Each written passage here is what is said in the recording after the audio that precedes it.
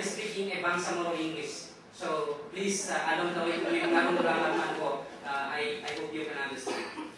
And this is my first attempt to write a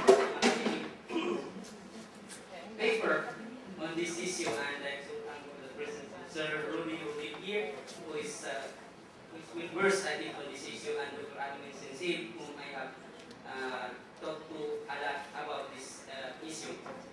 And yeah, this understanding sovereignty, the Bangsamoro struggle for self-determination in southern Philippines, and I'm Macmod Datugan. That sounds Macmod. And anyway, I go by Maki because one besides it, not to appear cute, but it's hard bringing that name because it's associated with being a terrorist. Macmod, Allah Akbar.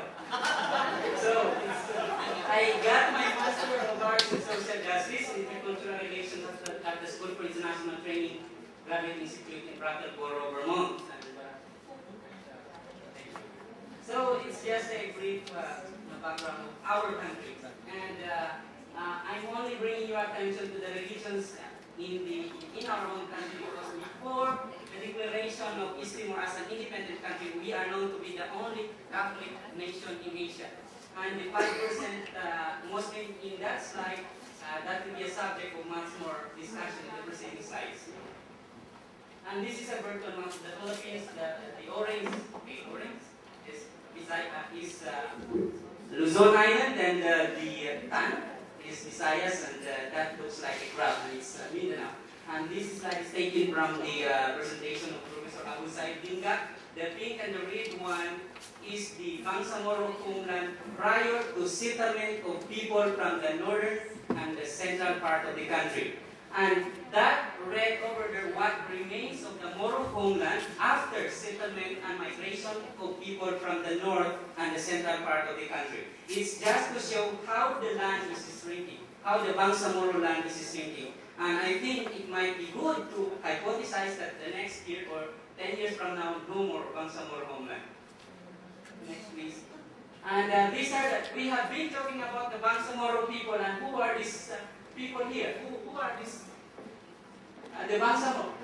This definition was taken when the MOA AD was not yet present at that time. So this paper was presented May, I think it's May 2008 at the School for International Training. And the definition according to MOA, because I will be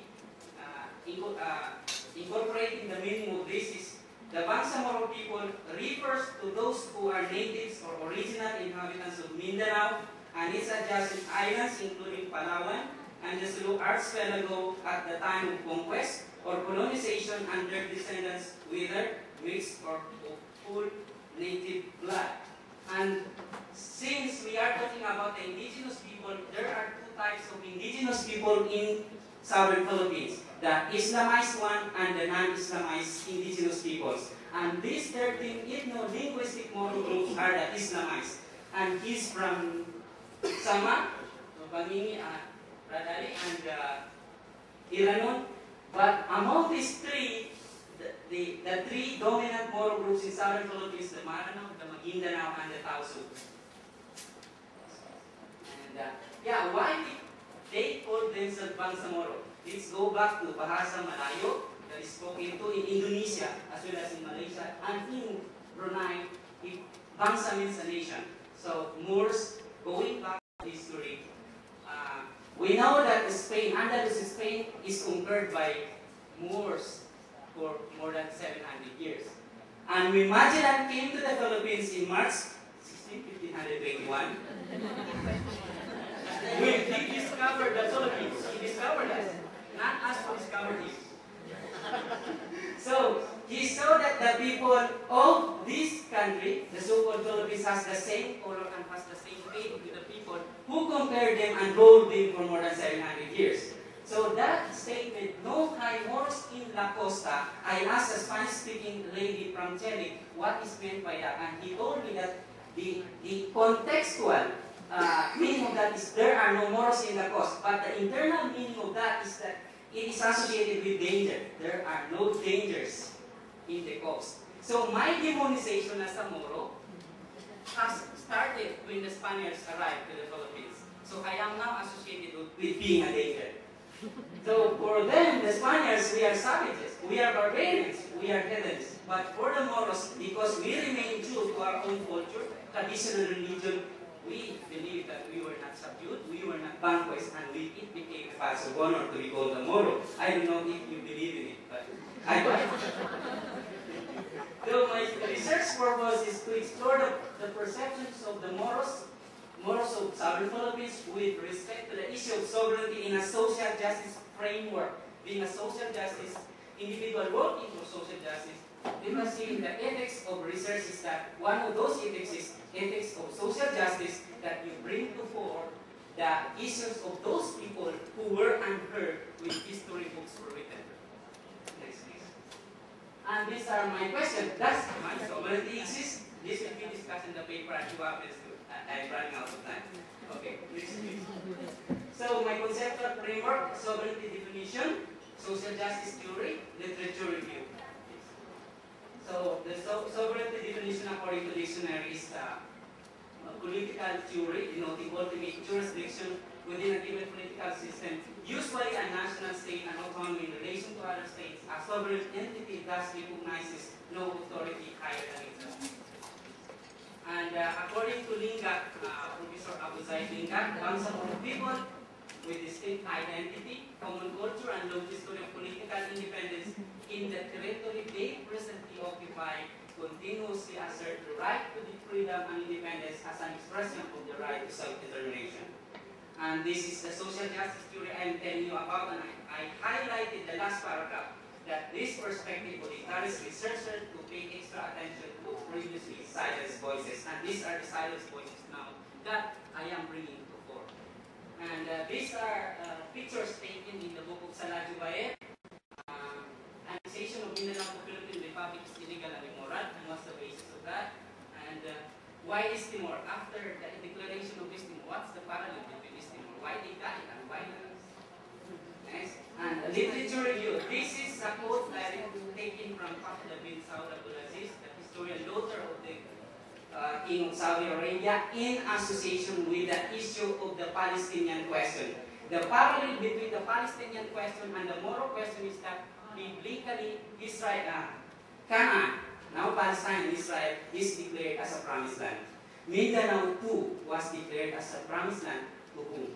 Are there occupants before it was declared a promised land?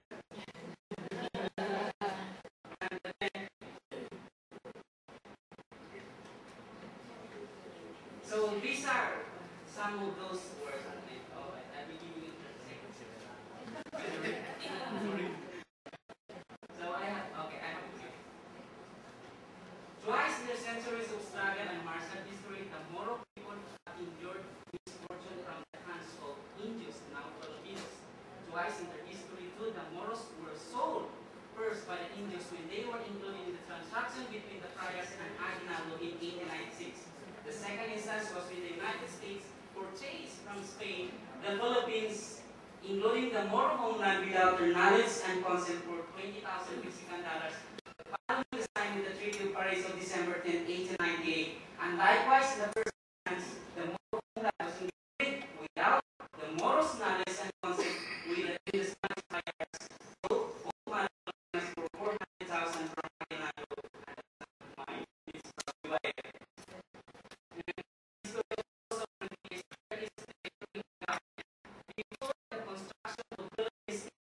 As a nation, the social construction of the Moro Nation is ahead. So there are Sultanate of Sulu, Sultanate of Maguindanao, Pat Pangumpungan Coranao, and the Raja of Bayan. And they have their government. That Sultanate is their government. And except for the Negritos in the Philippines, all of us Filipinos are of Indo-Malayan stock. And what are the factors united the Moro people is the religion Islam. And they have maintained their independence until today. My ancestors, or my father, my grandfather still gives me a story about how his ancestors enjoyed those independence until today. And ties with the Muslim community, since they profess the same kind of religion, they have ties within them. And here we are now. The Office of Muslim Affairs as well as the National Statistics Office are both government offices whose figure is believable. And in the 2000 Muslim population is statistical genocide. Okay, and diaspora. We are not just the Jews in diaspora, also as Moros. One-third of the three major dominant Moro groups in southern Philippines is already working outside the Philippines, or living outside their homeland. The Moros, the Maguindanaos, and the Maranaos. You can see a Maranao in Baguio, you can see a Maguindanao here in Manila, and sometimes one of my nephews said that, Papa, I started stopping not to wear my hijab because my classmates said, Tibidi, Tibidi, Tibidi. So, okay, the Filipino Muslims now illegally work in Sabah, Malaysia, a lot. And they are subject for crackdown. And next, please. Okay, the research methodology, data collection, they use survey, I use interview, and site and calculate location. And there was, okay, and this is one of the tools. Okay, and this is how they perceive sovereignty. And this is the possible solution that they told me. Granting them self-rule over the homeland is the best option left for them. Next, please. Okay, this five more minutes. Okay, the Moros as a nation have exercised their sovereignty, political, economic, and religious over their territory. The social construction of the Moro Nation predated the social construction of the Filipino nation. Existence of an organized Moro government prior to the creation of the Philippine state. And you still hear of the Curamintado, in here, the running amok, readiness to fight until death if necessary to protect their faith and the homeland. And the Spanish colonizers, as medieval Moros, sold the Moro homeland to the Americans without the Moros' consent. Okay, and my recommendation as a Moro, I have to criticize myself, and I have to understand myself. And how does the media place towards us? How does education shape us? How does religion shape us? And the role of our Moro leaders. Let us look at the structure of the Moro communities. There are elite Moros within the triangle, right? And the indigenous peoples too, as Moro as indigenous people, are also asking their brothers on the non-Islamized indigenous people to look up who are they before and where are they now. Our national leaders, instead of, as what Professor said here, that from the top, this is development for you guys. This is the best for you. It should have to be, why not ask the people on the ground if this is really what they wanted? Next, please.